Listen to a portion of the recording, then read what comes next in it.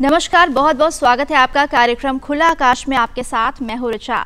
दर्शकों, क्या आपको पता है कि आपके मेंटल हेल्थ का ध्यान रखना उतना ही ज़्यादा ज़रूरी है जितना कि आप अपने फिजिकल हेल्थ का रखते हैं, क्योंकि मेंटल हेल्थ हमें ज़िंदगी को बेहतर तरीके से जीने में मदद करती है।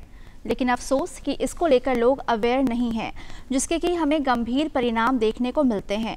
इसीलिए ये बहुत ज़रूरी है कि आप मेंटल हेल्थ के बारे में जानें और साथ ही साथ उसके सिम्टम्स के बारे में भी जानें, और अगर ज़रूरत पड़ती है तो आप प्रोफेशनल्स की मदद लें, ताकि आप ज़िंदगी को खुलकर जिए बगैर किसी स्ट्रेस और डिप्रेशन के।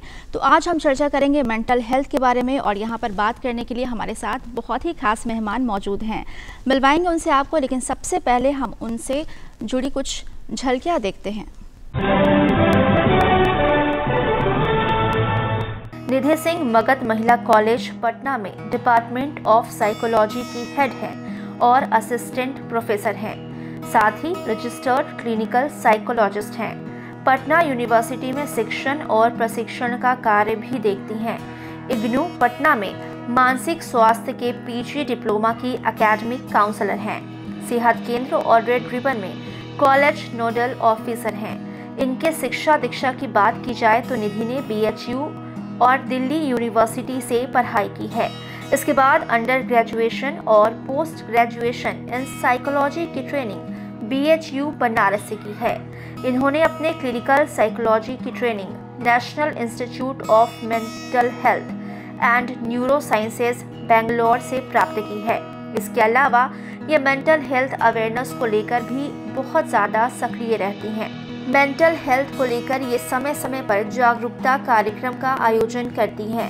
साथ ही गवर्नमेंट ऑफिशियल्स और मेंटल हेल्थ प्रोफेशनल्स को ट्रेनिंग भी प्रोवाइड करती हैं। इनके बेहतरीन कार्य के लिए इन्हें कई पुरस्कारों से भी नवाजा गया है। इनके अनुभव और मनोविज्ञान की समझ को कई बुक चैप्टर्स और पेपर्स में भी प्रकाशित किया जा चुका है।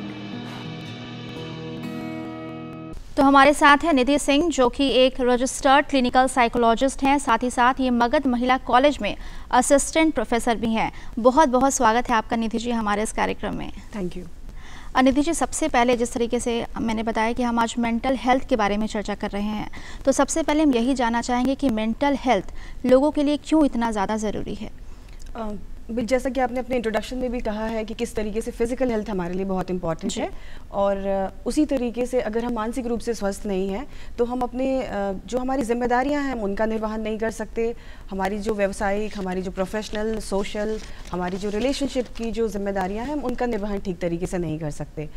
तो महिलाओं के लिए ख़ास तौर पे ये इसलिए भी ज़रूरी हो जाता है क्योंकि उनके ऊपर जो केयर गिविंग बर्डन है और कई जनरेशन्स को जो देखने की जिम्मेदारी है, जैसे बच्चों की देखभाल करनी है, अपने वर्क प्लेस को, अपनी फैमिली को देखना है, अगर फैमिली में जो एल्डरली हैं, बुजुर्ग हैं, उनकी देखभाल करना है, तो ये सारी चीज़ें मिला के उनके ऊपर एक मल्टीपल रोल का प्रेशर डालते हैं।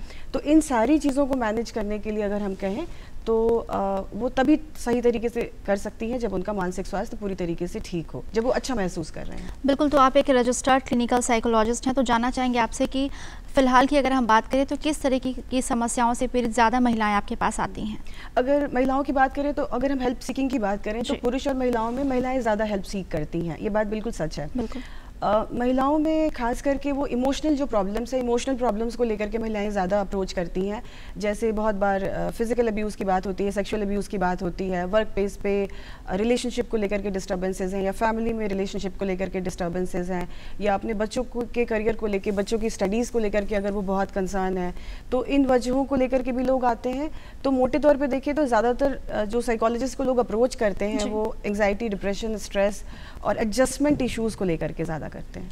बिल्कुल। तो जिस तरीके से निधि जी ने बताया कि अभी फ़िलहाल अगर महिलाओं की बात करें तो महिलाओं पे बहुत ज़्यादा प्रेशर होता है, फैमिली का, समाज का, और साथ ही साथ अगर वर्किंग वुमेन है तो उनको दोनों चीज़ मैनेज करना पड़ता है, घर भी मैनेज करना पड़ता है, साथ ही साथ वर्किंग प्लेस में भी उनको काम बहुत अच्छे से करना होता है, और यहीं सब में अगर चूक हो जाती है तो धीरे धीरे आगे चलकर एक मेंटल डिप्रेशन का कारण बनती है। आगे आपसे जानना चाहेंगे कि जिस तरीके से आपने बहुत अच्छे तरीके से हमें बताया कि क्या क्या समस्याएँ हो सकती हैं, तो अगर हम इलाज की बात करते हैं, ट्रीटमेंट की बात करते हैं, तो किस तरीके से इसका इलाज किया जाता है। साइकोलॉजिस्ट जो है इसका ट्रीटमेंट जो करते हैं वो मेन रूप से बातचीत के द्वारा करते हैं, जिसको हम टॉक थेरेपी कहते हैं, साइकोथेरेपी कहते हैं। बहुत बार आप काउंसलिंग वर्ड ज़्यादा जो है वो प्रचलन में है। तो ये वास्तव में सिर्फ टॉक थेरेपी नहीं है, जिसमें सिर्फ बातचीत के माध्यम से हम नहीं कर रहे हैं।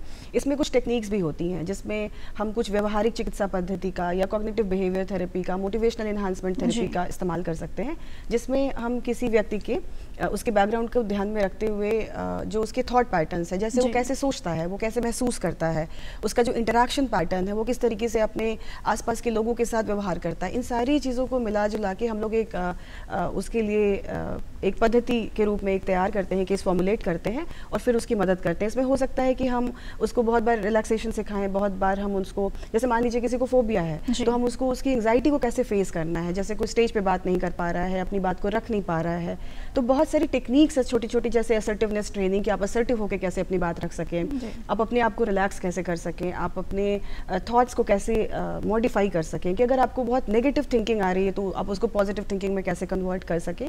तो इस तरीके से बहुत सारी टेक्निक्स हैं जिसमें शरीर और मन और भावना तीनों को हम कैसे फिजियोलॉजिकल और साइकोलॉजिकल चीज़ों को कैसे हम रिलेट करें। तो ये सिर्फ काउंसलिंग के द्वारा किया जाता है या फिर कई बार ऐसा होता है कि अगर समस्या बहुत ज़्यादा गंभीर होती है तो क्या पेशेंट्स को मेडिसिन पर भी जाना पड़ता है?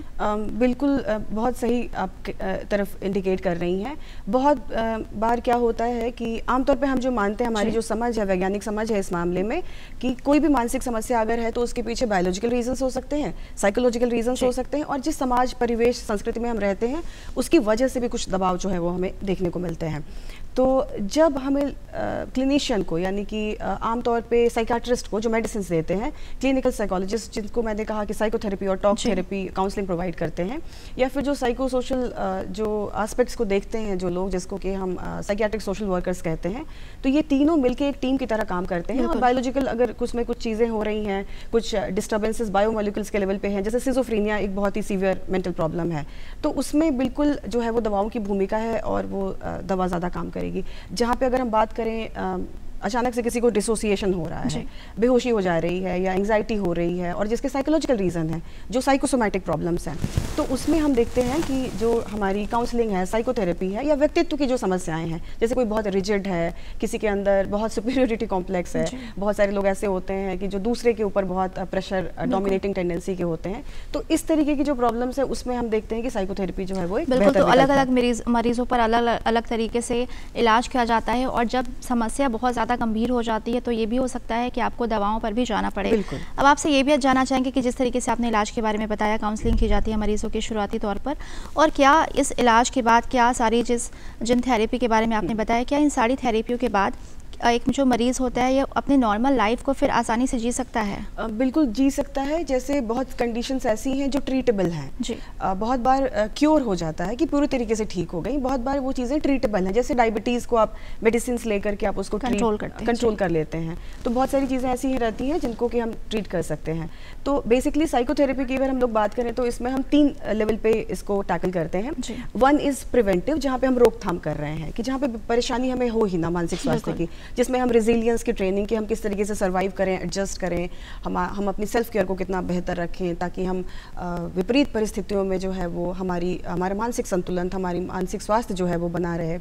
उसी तरीके से जब समस्या हो गई है तो उस समस्या को हम कैसे ठीक कर सकते हैं, जिसको हम क्यूरेटिव कह रहे हैं। और एक जो बड़ा एस्पेक्ट है वो प्रमोटिव एस्पेक्ट है, जिसमें हमें समस्या नहीं है, हमें कोई वल्नरेबिलिटी भी नहीं है, लेकिन हम अपने बेहतर हो सकता है हमारे जीवन में, जैसे कि हम अपने पूरे फुल पोटेंशियल पे ऑपरेट कर सके। ये बिल्कुल वैसी ही बात है कि कोई बच्चा अगर 70% मार्क्स ला रहा है, ऑफ कोर्स वो फर्स्ट डिवीजन है, लेकिन अगर इफ ही और शी वांट्स टू कि हम 85% 95% लाएं, तो उस लेवल पे जाके हम किस तरीके से अपनी कैपेसिटीज को एनहांस करें, जहाँ पे हम ग्रो करें और अपने फुल पोटेंशियल को रियलाइज कर सकें। तो उसके लिए हम लोग प्रमोटिव एस्पेक्ट या पॉजिटिव साइकोलॉजी की जो एक्टिविटीज़ हैं वो अपने क्लाइंट्स के साथ करना प्रेफर करते हैं। बिल्कुल, तो यहाँ पर बहुत तरीके से ट्रीटमेंट के बारे में बताया, और आपकी जो ट्रीटमेंट है उसकी शुरुआत हो सके इसके लिए बहुत ज़्यादा ज़रूरी है कि जो लक्षण आपके बॉडी में दिखाई दे रहे हैं, क्योंकि जब भी हमारे शरीर में कुछ होता है तो हमें ज़रूर कुछ लक्षण आते हैं, लेकिन दिक्कत ये होती है कि हम उन लक्षणों को समझ नहीं पाते। तो ये बहुत ज़्यादा ज़रूरी है कि मेंटल हेल्थ, अगर आपको मेंटल हेल्थ से रिलेटेड कोई प्रॉब्लम है तो उसके क्या क्या लक्षण हो सकते हैं। तो आइए सबसे पहले हम लक्षणों के बारे में देखते हैं।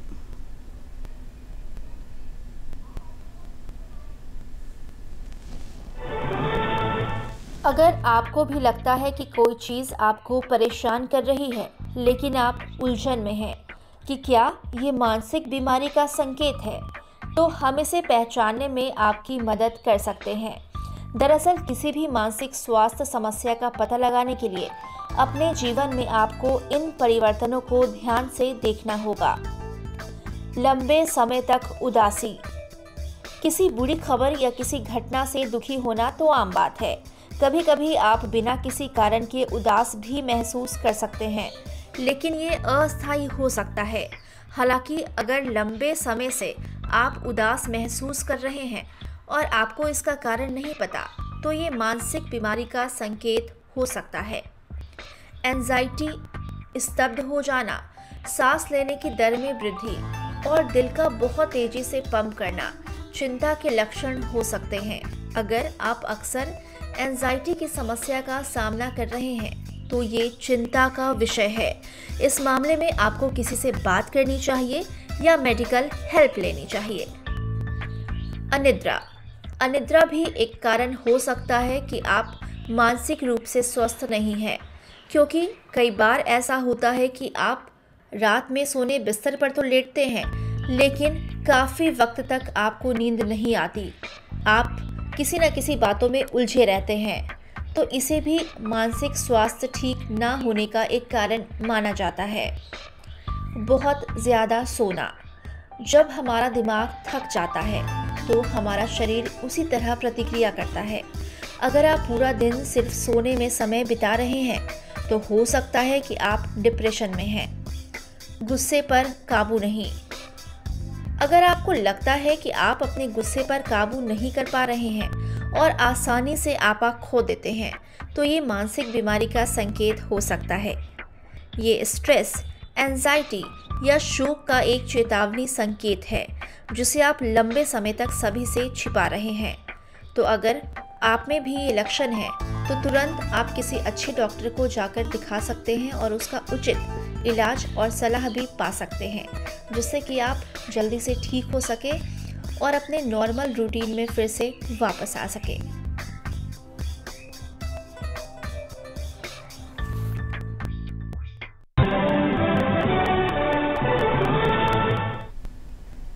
तो निधि जी, हमने लक्षणों के बारे में देखा, तो ये कितना ज़्यादा ज़रूरी होता है कि हम लक्षणों को पहचानें और उसके अनुसार उचित सलाह लें या फिर हम किसी क्लिनिकल साइकोलॉजिस्ट के पास जाकर अपना इलाज कराएं।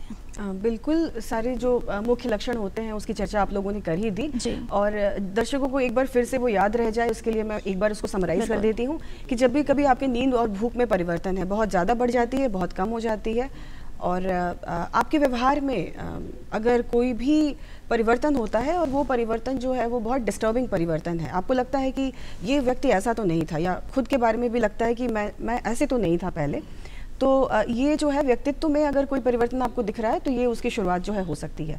तो ये 3 चीज़ें जो है ऐसी हैं कि आपके बायोलॉजिकल पैटर्न्स अगर डिस्टर्ब हो रहे हों और आपके इंटरेक्शन में और आपके खुद के एडजस्टमेंट में अगर आपको इश्यूज़ दिख रहे हों, तो ये एक घंटी बजने वाली बात होनी चाहिए और ध्यान इसका तो ये एक अलार्मिंग मोड है कि अगर आपको भी अपने शरीर में या अपने आसपास अपने दोस्तों में या किसी परिवार में ऐसे लक्षण दिखाई देते हैं तो बिल्कुल आप उन्हें सलाह दें कि वो किसी अच्छे साइकोलॉजिस्ट के पास जाएं और उचित परामर्श लें, जिससे कि वो फिर से अपनी ज़िंदगी को दोबारा शुरू कर सके खुशी से।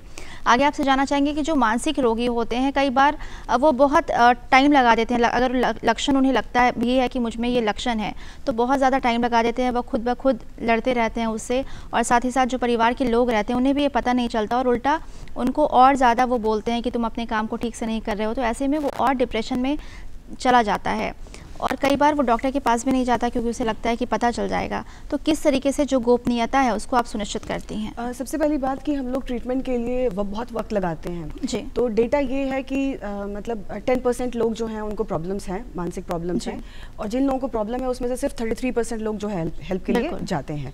हेल्प के लिए भी जाते हैं तो उसमें बहुत एक लंबा गैप होता है और उसकी बहुत सारी वजह हैं, जैसे कि हम ट्रीटमेंट को अफोर्ड ही नहीं कर सकते, अवेयरनेस जिसकी आपने पहले ही बात कर ली कि हम अवेयर नहीं हैं और हम पहचान नहीं पा रहे हैं, और फिर हम अवेयर हैं भी तो हमारे पास वो सुविधाएं नहीं हैं, जैसे मानसिक स्वास्थ्य कर्मी ही नहीं है मान लीजिए, तो अगर साइकियाट्रिस्ट की या साइकोलॉजिस्ट की कमी है वो भी वजह हो सकती है। अगर आपका घर बहुत दूर है, ट्रीटमेंट की फैसिलिटीज़ बहुत दूर हैं, कि आप बहुत दूर दराज में रहते हैं, तब भी एक उसका रीज़न हो सकता है। तो कुछ जो है वो सिचुएशनल फैक्टर्स हैं, लेकिन कुछ हमारे अपने भावनात्मक और सोशल फैक्टर्स भी हैं। जैसे एक बड़ा कारण जो हम लोग मानते हैं वो स्टिग्मा और डिस्क्रिमिनेशन मानते हैं कि अगर लोग जान जाएंगे तो मुझे शर्मिंदगी का एहसास होगा, तो इसके लिए तो बहुत बात करने की ज़रूरत है। फैमिली मेम्बर्स को भी साथ आने की ज़रूरत है, और जिस तरीके का अवेयरनेस प्रोग्राम जैसे आज हम इस पर चर्चा कर रहे हैं, तो इससे बहुत जो है वो फ़र्क जो है वो पड़ता है। बिल्कुल, तो अवेयरनेस बहुत ज़्यादा ज़रूरी है, और ऐसे में जो फैमिली मेम्बर हैं वो भी अपने आसपास दोस्तों का ख्याल रखें कि अगर इस तरीके के लक्षण दिखाई देते हैं तो वो तुरंत इस पर एक्शन ले। आगे आपसे जानना चाहेंगे कि अगर हम महिलाओं की बात करते हैं तो प्रेगनेंसी के बाद एक ऐसा वो हम कह सकते हैं कि टर्म होता है जब महिलाओं में बहुत सारे हार्मोनल चेंजेस भी होते हैं, उनमें बहुत सारे शारीरिक बदलाव भी होते हैं, नई बच्चे की जिम्मेदारी भी होती है। तो ऐसे में कहीं ना कहीं एक पोस्टपार्टम डिप्रेशन में महिलाएं बहुत ज़्यादा चली जाती हैं, तो इसके बारे में बताएं हमें। जितनी महिलाएं प्रेगनेंसी में जाती हैं, डिलीवर करती हैं बच्चे, उसमें से लगभग हम मान सकते हैं कि 1/3 लोगों को पोस्टपार्टम डिप्रेशन या पोस्टपार्टम बहुत बार साइकोसिस में भी ये बदल जाता है। तो ये परिस्थितियां जो है वो पूरी तरीके से हार्मोनल बेस्ड हैं। तो इसमें जो है वो मदद लेनी चाहिए, और मदद तभी हो सकेगी जब हम इसके बारे में जानें। दूसरा, बहुत बार क्या होता है कि डिलीवरी के बाद पूरा जो फोकस रहता है वो बच्चे पे चला जाता है, और मदर की नींद पे लोग ध्यान नहीं देते, और जैसे ही नींद गड़बड़ होती है और हार्मोनल डिस्टर्बेंसेस, क्योंकि आपके प्रोजेस्टेरोन और एस्ट्रोजन के लेवल में बहुत चेंजेस आते हैं, तो यहाँ पे एक पूरी फैमिली बेस्ड जो है वो जो चीज़ें हैं कि सपोर्ट हो, उसकी नींद का ध्यान रखा जाए। और अगर हम महिलाओं की बात करें तो ये राइट फ्रॉम मेनार्की, जब पीरियड स्टार्ट हो रहे हैं तब से लेकर के मेनोपॉज तक तो चीज़ें हैं ही। साथ करके अगर हम बात करें तो महिलाओं में जो हाइपोथायरॉइडिज्म है कि थायराइड की लेवल आपकी कम है, उसकी वजह से भी सबसे ज़्यादा जो है वो डिप्रेशन जो है वो देखने को मिलता है। दोनों में बहुत स्ट्रॉन्ग जो है वो कोरिलेशन है। तो पहले से हम अवेयर रहें, पहले से सेल्फ केयर महिलाएं ज़्यादा प्रायोरिटाइज करें, इसके बारे में ज़्यादा बात हो, और पूरी फैमिली, क्योंकि महिलाएं पिलर्स हैं अपनी फैमिली की, तो पूरी फैमिली उनको सपोर्ट करे कि नींद इंपॉर्टेंट है, तुम्हारी भूख इंपॉर्टेंट है, खाना इंपॉर्टेंट है, तुम्हारी सेटिस्फैक्शन इंपॉर्टेंट है, तुम्हारी जो नीड्स हैं, तुम्हारी जो इमोशनल नीड्स हैं वो भी इंपॉर्टेंट है, और महिलाएं भी इसके लिए कि this is important for me और मैं उसको प्रायोरिटाइज कर रही हूँ। उसको इसमें गिल्ट लेने की बात नहीं है, क्योंकि हम लोग बहुत गिल्ट में चले जाते हैं कि अगर हम अपनी देखभाल कर रहे हैं तो हमें एक अपराध बोध की भावना आ जाती है कि हम अपनी फैमिली को प्रायोरिटाइज नहीं कर पा रहे हैं। तो मतलब बहुत व्यापक चर्चा है, बहुत कम समय में पॉसिबल नहीं है, लेकिन बस गिल्ट मोड में जाने से बचें। अच्छे तरीके से समझाया बहुत कम शब्दों में कि किस तरीके से जो नई माँ होती हैं उनको पूरा फैमिली सपोर्ट चाहिए, और साथ ही साथ वो अपने डाइट का भी ख्याल रखे और भरपूर नींद ले। तो ये सारे छोटे छोटे कारण हैं जिन पर अगर वो ध्यान देंगी तो वो पोस्टपार्टम डिप्रेशन से बच सकती हैं। आगे इस पर हम और भी ज़्यादा चर्चा करेंगे, लेकिन फिलहाल यहाँ पर वक्त है एक छोटे से ब्रेक का। जल्द लौटेंगे। नारी नारायणी है, समाज की सच्ची शिल्पकार है, ममता प्रेम धैर्य की धार है, सृष्टि का सौंदर्य है स्त्री, जीवन का संगीत है स्त्री, निडर है, लीडर है। हर स्त्री को चाहिए उसके हिस्से की जमीन और एक खुला आकाश। देखिए महिला सशक्तिकरण पर आधारित कार्यक्रम खुला आकाश, सोमवार से शुक्रवार लाइव दोपहर 12 बजे सिर्फ डीडी बिहार पर।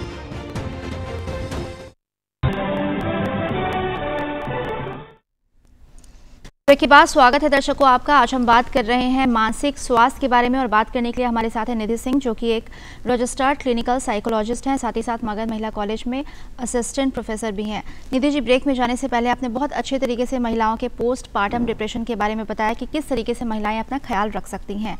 अब एक और चरण होता है महिलाओं की ज़िंदगी में, मेनोपॉज, जहाँ पर वो बहुत सारी चीज़ों को झेलती हैं, साथ ही साथ वो परिवार से भी इस चीज़ को छिपाती हैं, और कहीं ना कहीं ये भी एक कारण होता है डिप्रेशन का। तो इसके बारे में आप क्या बताना चाहेंगे? जैसे हम लोगों ने अभी चर्चा किया कि हार्मोनल जो है वो फ्लक्चुएशंस बहुत ज़्यादा होते हैं। तो मेनोपॉज के बाद पूरी बॉडी में एक तो बॉडी जो है वो एजिंग में जा रही है, दूसरे हार्मोनल उसमें चेंजेस हो रहे हैं, तो ये एक बड़ा रीज़न होता है। दूसरा कि मेनोपॉज के साथ ही जो सेक्सुअल डिज़ायर्स हैं या फिर जो सेक्सुअल परफॉर्मेंस है, जो अराउजल की भी है और जो सेटिस्फैक्शन की भी जो चीज़ें हैं, उन दोनों में भी बहुत फ़र्क आता है। तो इसकी वजह से एक फीमेल का जो सेक्सुअल और मैरिटल एडजस्टमेंट है उसमें भी चीज़ें जो है वो बदल रही होती हैं, जिसके बारे में बहुत कम बात होती है, क्योंकि हमने मेनोपॉज को बिल्कुल ही बॉडी से जोड़ दिया है, लेकिन हमने जो अदर एस्पेक्ट्स हैं जैसे सेक्सुअल मैरिटल सेटिस्फैक्शन, ये सारी चीज़ें उनके साथ हम कनेक्ट उसको नहीं करते हैं। तो ये भी एक बड़ा रीज़न होता है, और ये सारी चीज़ें अगेन जो एक महिला है उसके इमोशनल डिस्टर्बेंस को जो है वो ट्रिगर कर सकती है। बिल्कुल। तो जब ऐसा फेज आता है तो महिलाओं को किस तरह से अपना ध्यान रखना चाहिए? जैसे मैंने पहले कहा कि सबसे पहले तो हम सेल्फ केयर प्रायोरिटाइज करें, और मेनोपॉज में जाने की तैयारी हम पहले से शुरू कर दें। जैसे अगर हम एक्सरसाइज करते हैं तो हमारी बॉडी दूसरे तरीके से रिएक्ट करती है। हम अपने अगर बोन हेल्थ पे और बॉडी की ओवरऑल हेल्थ पे, फिजिकल इम्यूनिटी पे, साइकोलॉजिकल इम्यूनिटी पे। दूसरा, हम एजिंग के लिए पहले से प्रिपेयर हों कि हम अगर बूढ़े होंगे तो not just in terms of looks के हमारे बाल सफ़ेद होंगे, हमारे स्किन पे रिंकल्स आएंगे, तो ग्रेसफुल जो एजिंग है उसको लेकर के भी हम पहले से अवेयर हों। हम अपने सेक्सुअल और मैरिटल चीज़ों के बारे में भी अपने पार्टनर के साथ बात करते रहें। और ये एक लंबी प्रक्रिया है, तो मतलब इस प्रक्रिया में हम जो है वो एंटर कर जाएं पहले से ही, तो वो बेहतर हो। बिल्कुल, यहाँ पर आपने बहुत अच्छी चीज़ बताई कि इससे बचने के लिए महिलाओं को ये बहुत ज़रूरी है कि वो पहले से ही अपने आप को तैयार करे, भरपूर वो नींद ले, एक्सरसाइज करे, और साथ ही साथ वो अपने माइंड को भी ये सोचे कि जिस तरीके से वो एजिंग की तरफ बढ़ रही हैं तो ये सारी चीज़ें नॉर्मल हैं और ये सबको होता है। आगे हम आपसे जानना चाहेंगे कि जिस तरीके से आपने बहुत अच्छे तरीके से मेनोपॉज के बारे में भी बताया और साथ ही साथ पोस्टपार्टम डिप्रेशन के बारे में बताया, अब आगे आपसे जानना चाहेंगे कि महिलाएं जो होती हैं ख़ास तौर पर वो बहुत ज़्यादा दूसरों की बातों में, अगर दूसरे उन्हें कुछ कह दे, बहुत ज़्यादा आपने पहले भी कहा कि प्रेशर होता है और शादी के बाद तो और भी ज़्यादा ये प्रेशर बढ़ जाता है और वर्किंग लेडी के लिए तो और भी ज़्यादा ये मुश्किल हो जाता है। तो किस तरीके से वो बिना प्रेशर के आराम से वो अपने सारे कामों को कर सके, इसके लिए आप क्या टिप्स देना चाहेंगे?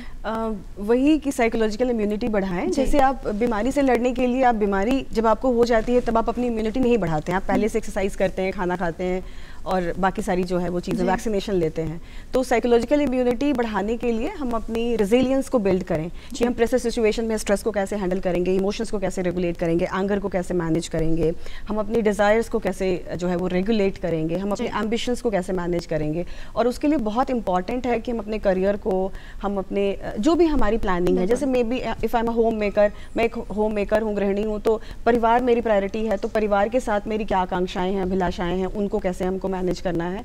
तो इसकी हम तैयारी पहले से करें। जो लाइफ स्किल्स हैं, हम लाइफ स्किल्स को लर्न करें, अपने आप को अपग्रेड करें और अपनी सेटिस्फैक्शन को भी कहीं ना कहीं प्रायोरिटाइज करें। ये इंडिविजुअलिस्टिक होना नहीं है, ये अपनी तैयारी करना है। जैसे if I am a happy mother, अगर मैं खुश महिला हूँ तभी मैं अपने बच्चे की ज़्यादा देखभाल कर सकती हूँ। बिल्कुल, तो आपने बहुत अच्छी बात बताई कि संतुष्टि होना बहुत ज़्यादा ज़रूरी है कि अपने लाइफ से आप खुश हो और जो आपके पास है आप उसी में खुश रहें और आप ये ना सोचें कि अगर दूसरे के पास ये चीज़ है तो वो चीज़ मेरे पास भी होनी चाहिए।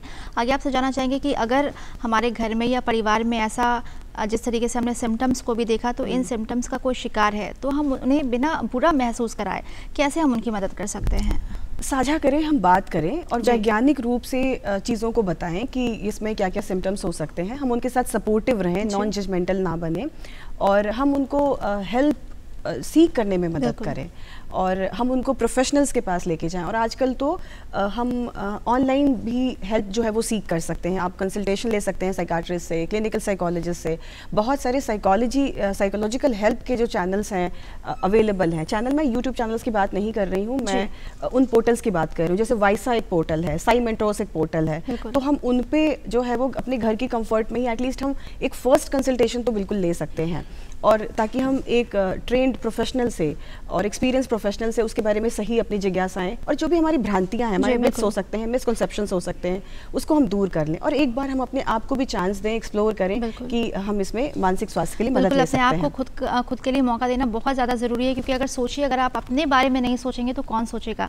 इसलिए बहुत ज़रूरी है कि अगर इन लक्षणों में से कोई लक्षण आप में है तो इसके लिए आप आगे बढ़े, किसी प्रोफेशनल की मदद लें और किसी अच्छे साइकोलॉजिस्ट के पास जाए और उचित सलाह लें।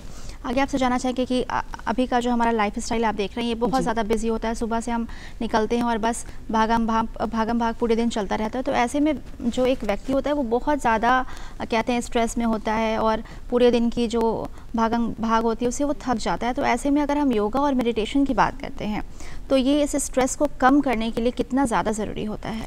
डेफिनेटली इम्पॉर्टेंट है, लेकिन ये पनीशिया नहीं है। मतलब ये सोल्यूशन सिर्फ हर चीज़ की नहीं है। जैसे if a person is in depression, अगर कोई अवसाद में है तो meditation is not for them. तो मेडिटेशन से फिर दूसरी परेशानियां ट्रिगर हो सकती हैं। इसी वजह से मैं बार बार इस चीज़ को एम्फसाइज कर रही हूँ कि हम वैज्ञानिक रूप से जो लोग ट्रेंड हैं, जो साइंटिफिकली इसको प्रोसेस कर रहे हैं, हम उनके पास जाएं। हाँ, डेफिनेटली योगा के जो एक्सरसाइजेस हैं, जो पोस्चर्स हैं या अदरवाइज जैसे एंग्जाइटी है उसमें मेडिटेशन बहुत वर्क करता है। तो उन सारी चीज़ों के लिए ये इंपॉर्टेंट है क्योंकि ये डी स्ट्रेस होने में, बॉडी को, माइंड को डिटॉक्सिफाई करने में मदद करता है। हम बहुत बार म्यूज़िक की भी मदद लेते हैं, संगीत का, इंस्ट्रूमेंटल या वोकल किसी भी किस्म का जो है वो, उसकी मदद से भी हम अपने आप को डी स्ट्रेस और डिटॉक्सिफाई कर सकते हैं और वो सभी के लिए बहुत इंपॉर्टेंट है। तो इस तरीके की जो डांस एंड मूवमेंट है कि अपनी बॉडी को हम मूव कर रहे हैं, गाना गाना है, हम अपनी हॉबीज़ में अपने आप को इन्वेस्ट करें, जो भी चीज़ें आपको अच्छी लगती हैं, यानी जो पॉजिटिव एंगेजमेंट है वो भी बहुत इंपॉर्टेंट है कि हम अपने काम को छोड़ करके जो चीज़ें मुझे अच्छी लगती हैं हम उसमें भी अपने आप को इन्वेस्ट कर रहे हैं। वो चीज़ें भी बहुत इमोशनली सेटिस्फाइंग होती हैं और आपके लिए कुशन का काम करती हैं कि जब भी चैलेंजेस आएंगे, स्ट्रेस आएंगे, कम से कम आपको जर्किंग लगेगी but you will be able to bounce back, आप उसको सर्वाइव कर पाएंगे। तो बिल्कुल, जिस तरीके से हम लगातार बात करें, तो अगर हम मानसिक स्वास्थ्य को ठीक करने की बात करें तो क्या क्या ऐसी चीज़ें हैं जिस पर अगर हम फोकस करेंगे तो हमारा मानसिक स्वास्थ्य जो है वो ठीक हो सकता है? सबसे पहले कि हम अपने शारीरिक स्वास्थ्य की देखभाल करें। दूसरा कि हम अपने, जैसे मैंने कहा कि हम एक अपना स्ट्रेस मैनेजमेंट, इमोशन रेगुलेशन का रेजिमेंट डेवलप करें, अपने लिए लाइफ स्किल्स को लर्न करें कि हम क्रिटिकल थिंकिंग, डिसीजंस हम कैसे लेते हैं, कि क्या मेरे डिसीजंस बहुत सुपरफिशियल चीज़ों पे बेस्ड हैं, कि जैसे मुझे अगर कोई गाड़ी परचेज करनी है तो मैं अपने पड़ोसी की गाड़ी देख के खरीद रही हूँ या मैं डिसीजन ले रही हूँ सही तरीके से। तो डिसीजंस को कैसे हम बेहतर तरीके से लें, क्रिटिकल थिंकिंग करें, इमोशनल रेगुलेशन कैसे करें, एंगर को कैसे मैनेज करें, तो इन चीज़ों पे फोकस तो करना ही है। साथ के साथ आप अपने लाइफ के उद्देश्य जो हैं, क्योंकि कुछ हमारे गोल्स शॉर्ट टर्म होते हैं, जैसे अभी इस प्रोग्राम के बाद हमें क्या करना है, और एक हमारी लाइफ का लॉन्ग टर्म गोल्स है कि हम अपनी लाइफ में कहाँ 10 ईयर्स बाद अपने आप को कहाँ देखना चाहते हैं। तो इस तरीके के गोल्स को डेवलप करें ताकि हमारी लाइफ में एक पर्पस, एक मोटिवेशन, एक एंगेजमेंट जो है वो बना रहे। बिल्कुल, आपने सही कहा कि लाइफ में एक पर्पस ज़रूर होना चाहिए और गोल हमें ज़रूर सेट करना चाहिए कि किस तरीके से हम आगे बढ़े और हमेशा हम खुश रहें और एक अच्छी लाइफस्टाइल फॉलो करें, जिस तरीके से निधि सिंह ने बताया। आप हमारे आज इस कार्यक्रम में आए और बहुत सारी महत्वपूर्ण जानकारी हमारे दर्शकों को दी, इसके लिए आपका बहुत बहुत तहे दिल से शुक्रिया। तो दर्शकों, उम्मीद है कि आज का कार्यक्रम आपको बहुत ज़्यादा पसंद आया होगा। अगर इस कार्यक्रम से जुड़ा कोई भी सुझाव या विचार आपके मन में है तो आप हमें ईमेल कर सकते हैं। हमारा ईमेल पता नोट कीजिए। हमारा ईमेल पता है director.ddkpatna@gmail.com। तो हमें और खुला आकाश की पूरी टीम को दीजिए इजाज़त। नमस्कार।